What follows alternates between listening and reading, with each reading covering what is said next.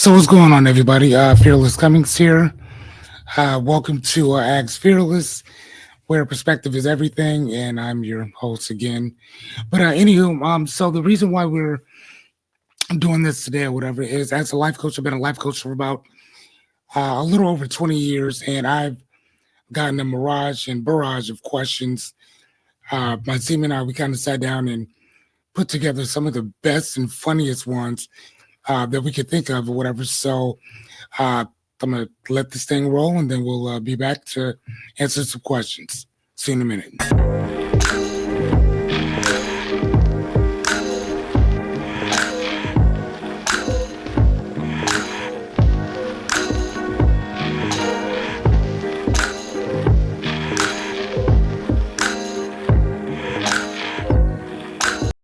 Hey, welcome back to Ags Fearless, where perspective is everything. I'm your host again, Fearless Cummings. I've been coaching for about 20 years, and like I just said, we're just going to answer some questions that people have asked me over the years. And some of them I think are kind of funny. Some are pretty serious because, I mean, people are going through all kinds of problems, whether it's dreams, goals, aspirations, issues from different different parts of life in general. I mean, we all go through something, right? So my job is kind of help out, and we'll kind of go from there. Cool. So give me a second, and we'll kind of go from there. All righty. All right. Well, okay. Yeah. So this one today would be about success and mindset questions. Kind of cool. I'm with it. And I'm sorry if I keep looking down because I keep seeing myself here, but I know that you're there. So if I'm looking up and down, sorry about that. I'll get used to it eventually. All right. So the first question is, how do I stay disciplined when I don't feel motivated? Good question. And that's from David. So, David, what I would say is that most of the time that you want to do something, you're not motivated to do it. Right, that's honest God's truth. Most of the time that I find, like, let's take an example of cleaning your house. You clean your house because it's gross and this and the other, but you're not motivated to clean your house, right? So what do? You need to be inspired maybe to in that you see a clean house, right? But you're not motivated. You only get motivated once you're actually doing something. So motivation, even the word motive means to move. It means to already be in movement. So you're not going to be like, how do I stay disciplined when I don't feel motivated? It doesn't work that way. You may have to, when you get started, that's where discipline comes from. But you're not motivated at that point. You only get motivated once you're actually working. So I hope that kind of answers your question. All right. What's the next one? What's the number one perspective shift that helped you succeed? That's from Lauren. So what is the number one perspective shift that helped me succeed? Once I started looking at money a little bit differently, and I started looking at my environment differently, that's when everything started to shift for me. So as a life coach, one of the things that I talk to people about is these fundamental principles that we all stand on, right? If I asked you, what do you stand on? Like what do you believe in? For the most part, you wouldn't be able to tell me unless I asked you something very specific, right? So if I were to ask you, what is your belief on money? Do you believe that money is easy to come by? Do you believe that anybody and everybody can access the resources and money that's readily available for us here in America, right? Some people say yes, some people would say no, depending on where you come from. So my shift was that I had to reframe how I thought about money and the pursuit of achieving it, if you will. Here's the thing. Horrible people make money too. Rapists, pedophiles, liars, politicians. I don't know if I say murders, but I'll say it again if I didn't. Murders. It's all about supply and demand. All of it. It's about supply and demand. That's it. Once you understand that concept, there you go. McDonald's, Their food is disgusting. Plain and simple. We all know it, right? But if I asked you what a number one was at McDonald's, you'd probably be able to tell me if you've been there enough, right? You say, oh, number one's a Big Mac, right? Here's the thing. What they sell at the end of the day, it's consistency. That's what they sell. And once you understand what that shift is, it's a lot easier to consistently keep doing it when you understand it. So success has absolutely nothing to do, for the most part, about what you're selling, whether it's a product or service. It's all about consistency and getting it out to the right people. That's it.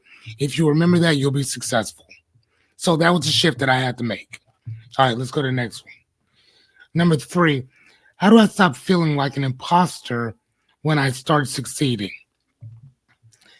How do I stop feeling like an imposter when I start succeeding? I know this well because it happened to me personally. When I started one of my first companies, we were doing extremely well. Extremely well. But I remember early on, I kind of got this remorse, this kind of like a survival's remorse, if you will, that like I was like, man, I'm out here succeeding. I'm doing extremely well. And my best friend who put me on the path of reading, bettering myself and this and the other, he was going through all kinds of other stuff.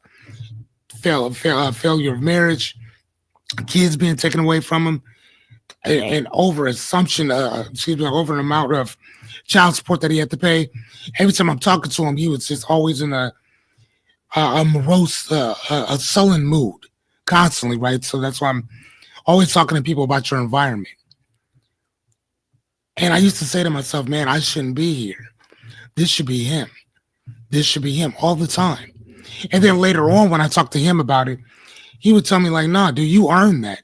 You worked for that. But in my mind, I kept trying to look at it like I wasn't being fair to my friend. That why am I out here succeeding, doing extremely well, and he's not? He's the smart one out of the group. He's this out of the group. He's that. And it wasn't until he told me, he's like, no, you've always been that. And we've always told you that. You got in your own head and you got in your own way. So to answer that question, how do you stop feeling like an imposter when you start succeeding? Get around other people who have succeeded. And if you can't find them, pick up a book, listen to podcasts, hit me up. I'll help you. But get around other people who have been where you are and know where you're going. That is the greatest thing that's the greatest piece of advice that somebody gave to me once I lost everything because of that type of thinking. So I hope that answers your question. Eric. All right, so let's go to the next one. Fearless, how do I stop procrastinating on my goals? Natalie. All right, Fearless, how do I stop procrastinating on my goals? The reason why I keep repeating this or whatever, because depending on when you came in, you'll see kind of when I ask and then you ask again and then you go from there. So pay me no mind, but just keep me out. So what do you do? One of the things that I thought about was what was my man's name? Leonardo da Vinci. When Leonardo da Vinci created The Last Supper, that painting with, I should have probably put it up, but it's okay. Look it up yourself, you get it. Or I'll run it through like Opus Pro or something like that. It'll come up. But anyway, when Leonardo da Vinci created The Last Supper, it wasn't The Last Supper when he started off. It was just a couple guys sitting on a bench. I want you to think about that. A couple guys sitting on a bench. It took him 3 years to complete this. Today would be a masterpiece, right? But it didn't start off that way. But it took him 3 years to finish the painting. Now, the Mona Lisa that everybody knows about, it took him 14 years to complete that picture. 14 years. So when we talk about how do I stop procrastinating on my goals, listen, they're going to work the way that they need to. Time will progress on. this and the other. Obviously, if you're not where you want to be, either A, the time isn't right for you to do it. B, you're talking yourself out of doing it, which you should just automatically go into it. Or B, you got to give it its time to do whatever it needs to do. I know that in today's time, our whole thing is to rush everything, rush it all. If I don't have this, then I'm losing out. What is that? That fear of losing out, the fitfo or whatever that thing is, fear of losing out. Um, that's real, right? If you don't get to go to that party, if people don't invite you to this, then you have that fear of losing out. And honestly, if you really think about it, how do I stop procrastinating on your goals? You're only thinking about procrastinating on it because you're comparing yourself to other people and their successes. When you stop doing that, you don't worry about everybody else's stuff. I became a life coach at 23, 24, somewhere around there. I didn't start doing what I'm doing at this present moment in time until this year now. I'm 46. So we're talking about a 20-year period, right? Now, did I stop living? No. I've been making money doing life coaching, just not what I'm doing right now, right? On a larger scale. But that's how it happens sometimes, though. So what I would tell you, Natalie, is, dude, if you're supposed to do it, you'll do it. Plain and simple. And if it's not for you, then it's not for you. But stop rushing it. It'll happen when it's supposed to. Let it cook. All right. So number 5. What's the difference between being productive and being busy? Derek. All right. So what's the difference between being busy and productive? Being productive is what I'm doing right now, creating content, right? Being busy is sitting around creating a landing page, creating what's all the other stuff that I had going on, creating workshops, creating all the stuff that you know that you're not going to do anything with. That's being busy. We're all busy, right? Going out taking a walk, that's being busy and productive. But if you know that you got something to do at home, then you're just being busy. You're not being productive. And so then again, I can't speak for everybody. I can only speak for myself, Derek, that when you're working on your product, service, again, if we're talking about business, then you're being productive. Anything outside of that, you're just being busy. Being a parent, right? Like I am. I'm a parent to a almost 13-year-old young man named Caden. You can be a parent and be present, or you can be present and be a parent. And what I mean by that is, when I pick my son up from school, the first thing I ask him is, "How'd you do in school today? What'd you learn?" We go into our conversation of this and the other, right? How's your grades? Do you know what they are? Of course you do. So we talk about all that stuff. Now, when we get home, if he has homework, he has a half hour to get it done. Because I want my kid to be a kid, go out and go play, right? Now, if he doesn't, we sit and talk about stuff, and then he's still out to go play, get out of the house, go do something, right? Now, if he would have just get in my car, "Hey, man, how's you doing?" "I'm good." And then that's it. Then that's being that's being busy but not being a parent, or being present but not being a parent, right? Because you got to talk to him. I want to know who his little girlfriends are in school. I want to know who his friends are. I want to know where he's going. I want to know everything, right? Because that's what it means to be a parent that's present. But I do know people that are present and parents, and that basically means that they're around. So if the police show up, they know where to go. You see what I'm saying? But you still want to talk to your kids. Period. You want to know what they're into. You want to know all that. So I know that's kind of a long way to say that, though, but I think that unless you are doing something productive towards a particular goal, for the most part, then you're being productive. Anything outside of that, you're just busy. So sorry about being long-winded and loquacious on that, but that's what I would say. All right, what's next? How do I handle fear of failure when taking big risks? And this comes from Jessica. So how do I handle uh, fear of failure when taking big risks? It all depends on what your definition of failure is, and how do you handle certain things. And then I would also say that what does it mean to take a big risk to you, right? And again, and the thing about being a life coach is that I have to ask you, what do these things mean to you in order to be able to help you with it? I can't just tell you that, well, uh, failure. Failure means something different to everybody. It doesn't mean the same thing. So in my case, I'll give you what I would do in this case. Number one, before you jump off that proverbial bridge, know what you're doing. I hope that you've at least studied whatever field or industry you're in before you just jumped off. Right? Do you have a partner? That's probably more scary than anything else. Having to depend on somebody else and stuff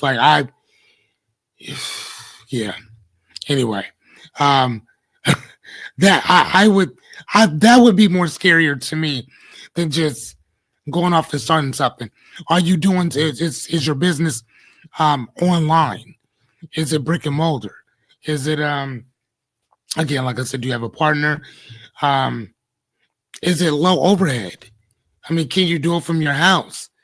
You know what I'm saying? Can you be remote with it regardless of what you do? Do you have experience in it? So there's a lot of questions that I would ask you on that. So I really couldn't tell you like how I would handle or how you should handle fear of failure. I think that fear of failure in general is failure is when you just stop. I also think that failure can also be misinformation too, or lack thereof information. Because if you don't even look up what you're doing, so like if you wanted to build a an healthcare organization, like right dealing with let's say CPAP machines, but you don't know anything about CPAP machines. You don't know how to get them. You don't know where they're from. You don't know any manufacturers. You don't know any nurses that can help you with excuse me, with any of that. I'm not gonna lie to you. I like, dude, like that would be a hell of a risk.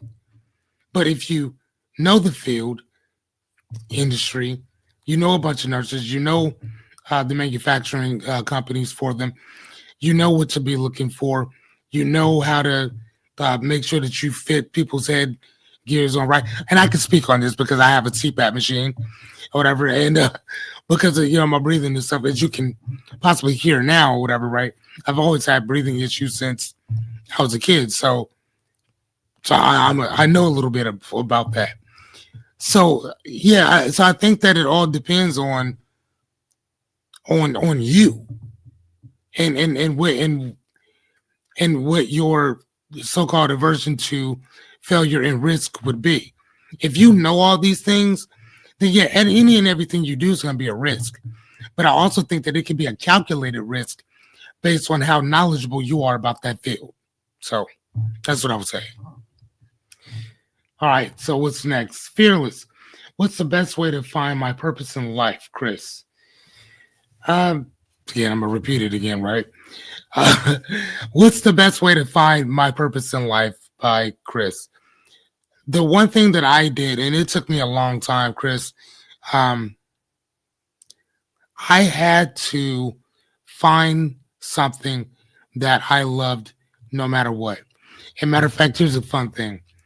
When I was homeless, about what Caden is 12, so he would have been what? How? Yeah, he'd have probably been about one. So about 12 years ago, my son and myself, we were sleeping in my car, and at that time, I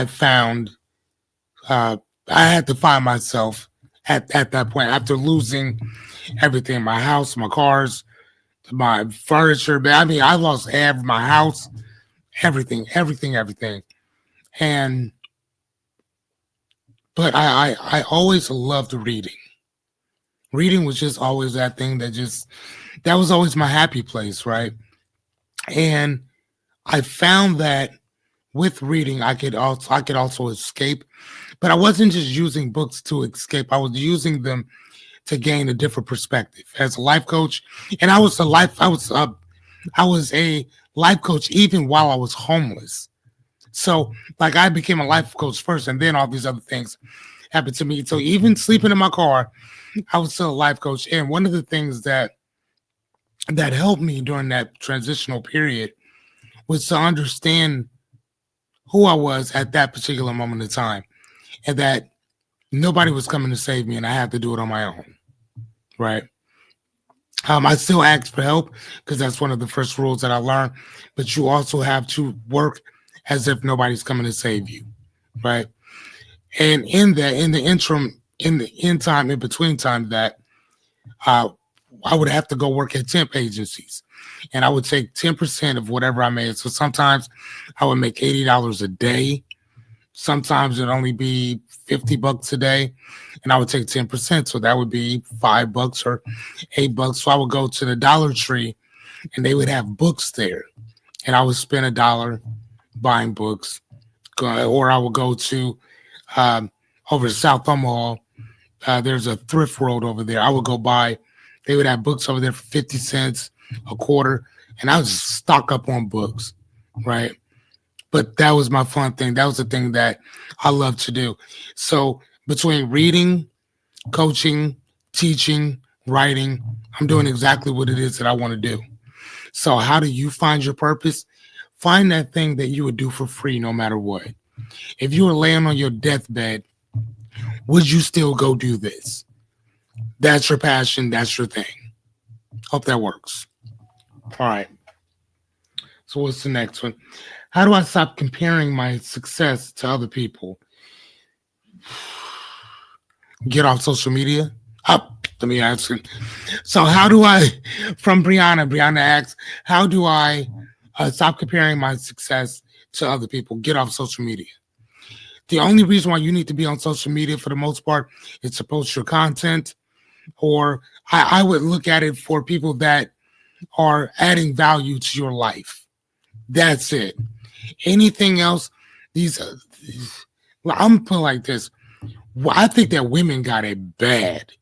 Y'all got it bad when it comes to this whole social media thing, because every post I see, like, good God, somebody showing me their ass here, somebody showing me feet pics over here, somebody showing their titties over there, somebody's out in one of the 5 oceans doing all kinds of stuff. And I'm good God. So I'm just saying, like, dude, oh man, I'm not gonna lie to you. I would stay off social media. And the other thing too, I would say, I would focus on, you and whatever you got going on, because when you focus on other people, you start losing sight of what you got going on. I would only add other people to what you got going on, like I said, if they add value to your thing. If they're not adding any value to you or what you bring to the table, I would freaking stop. Shut that shit off, go do something else. That's what I would do. Back in the day, they used to say, get off the TV. Now, I would tell you, stay off social media for a little bit. And that's one of the things that I have to do myself. Get off social media, just stay it off for a while. Right? But that's what I would do. All right. What's the next one? Number 9. What's the best way to recover from a major setback? Again, by Tyler. What's the best way to recover from a major setback? Tyler. The one thing that I would tell you, again, going back to reframing, what does it mean to recover from a setback in general?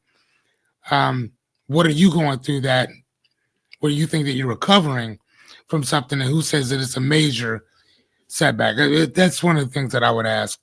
But that question gets me to thinking about Dr. Dre. from aftermath. And so after he left um, death row, right, he walked away with no masters, no money. He didn't have anything right when he left. For the most part, right, he didn't have anything. He had capital behind him and Jimmy Iovine. So when people say that he walked away with absolutely nothing, he walked away with absolutely nothing from a monetary standpoint, and contractually he walked away, but he was still contractually obligated to capital, period, regardless of what he's doing. You see what I'm saying? So it wasn't like he didn't have any resources. He just didn't have death row and the resources that came with that, which, I mean, good point, right? So what did he do? He goes off and he creates his own label, Aftermath. Whether you know it or not, he had an album at that point. That album did not do well at all. It bombed. Bombed. Matter of fact, one of the songs on there was Been There, Done That. It was okay, but it didn't move anything along. So Jimmy Iovine gets a recording from a young kid named Eminem. He gives it to Dre. Dre's like, I'll take a look at him. Within, I guess, the first couple minutes, and I think this whole entire thing is on HBO, he walks in, Dre's playing this beat.